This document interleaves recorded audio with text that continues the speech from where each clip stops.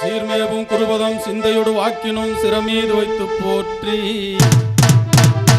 ஜெகமெல்லாம் மெச்ச ஜெயக்கொடி பறக்க விடுந்தீர பிரதாபன் நானே சங்கத்து புலவர் பல மங்கத்து பொன்னாடை பரிசளித்தார் எனக்கு இங்கில்லை இடன்னு சொல்லி கழித்தார் ஓடி பங்கப்பட்ட பல சீரெடுத்து பாடிவார நேரே அதற்கு ஓரெழுத்து பதில் சொல்லிப்பாரு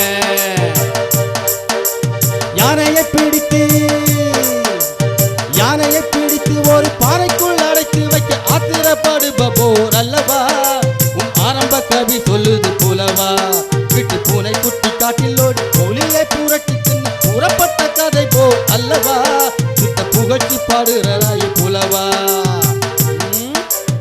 அப்புறம் ஓஹோ சரிதான் பூதானம் கன்னிகாதானம் சொன்னதானம் அன்னதானம் பூதானம் கன்னிகாதானம் சொன்னதானம் அன்னதானம் போதானம் உண்டு பற்பல தானங்கள் இதற்கு மேலான தானம் இருந்தால் சொல்லுங்கள்.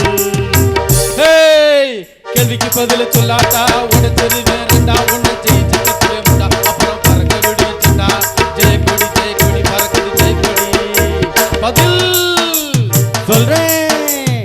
எத்தனை தானம் வந்தாலும் எந்த லோகம் புகழ்ந்தாலும் எத்தனை தானம் வந்தாலும் எந்த லோகம் புகழ்ந்தாலும் தானத்தை சிறந்தது நீதானத்தை இழந்த புத்தி ஈனந்தா நீதானத்தை இழந்த புத்தி ஈனந்தா எப்படி சொல்லிட்டா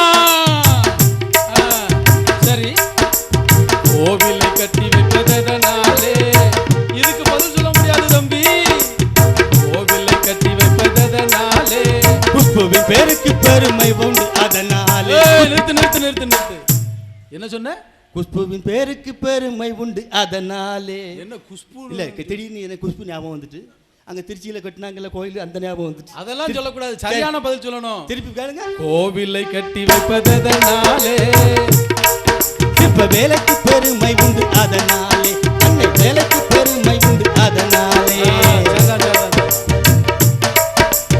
அன்ன சத்திரம் இருப்பதனாலே என்ன சொன்ன அன்ன சத்திரம் இருப்பதனாலே பல தின்ன தூங்கி பசங்க இருப்பதாலே பல தின்ன தூங்கி பசங்க இருப்பதாலே பரதேசியா திருவதனாலே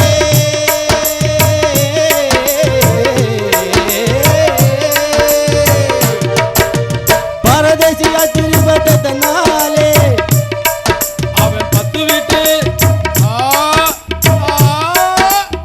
சரி வேணாம் அவன் 10 வீட்டு சோறு ருசி கண்டதாலே தம்பி இந்த கவனி சொல்லுங்க. காரிலும் சூழுவது எவ்விடத்திலே தம்பி காரிலும் சூழுவது எவ்விடத்திலே கத்தறிவில்லாத மூட நெஞ்சகத்திலே கத்தறிவில்லாத மூட நெஞ்சகத்திலே சொல்லிவிட்டிய புகையும் நெருப்பு இல்லாமல் எரிவதது புகையும் நெருப்பும் இல்லாம அது எப்படி எரியும்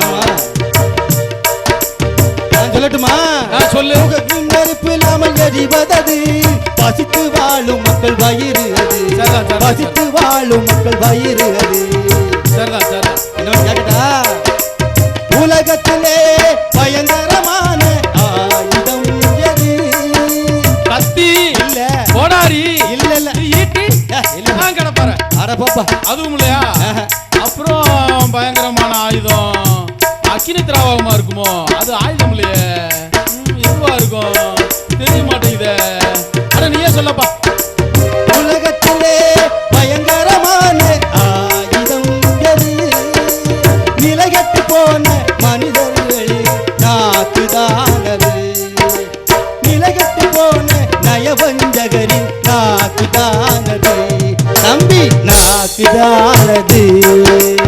ஆகவே